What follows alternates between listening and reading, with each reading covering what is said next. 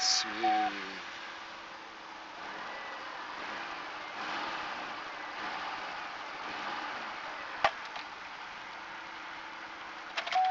So, it really was a stink bug. When I was building this engine after changing the head gaskets, there's so many of these bugs flying around now. They were landing everywhere, flying all around.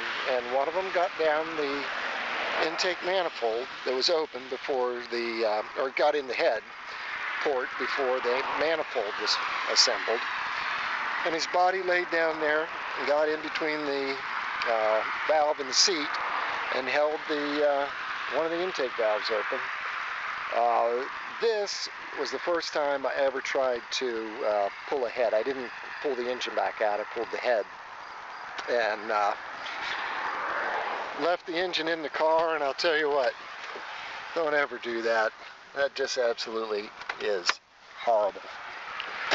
There's so little room to get the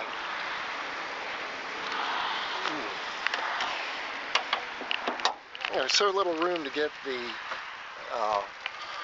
head bolts backed out.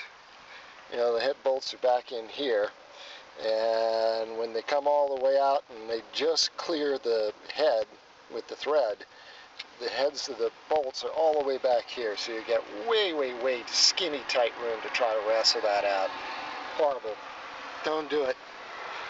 Although it did save me time, you know.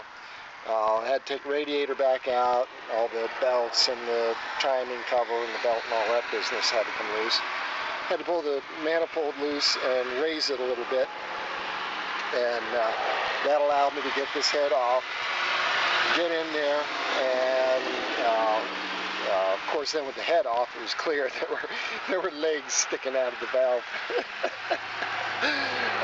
I don't know if I'd have run it long enough if he would have heated up and been eventually washed away, but that's the way I took care of it. Pulled the head back off and cleaned his body out. Checked it, compression checked it before I put it all back together, and that was good, and then reassembled it. So, bad Subie turned into a good Subie now.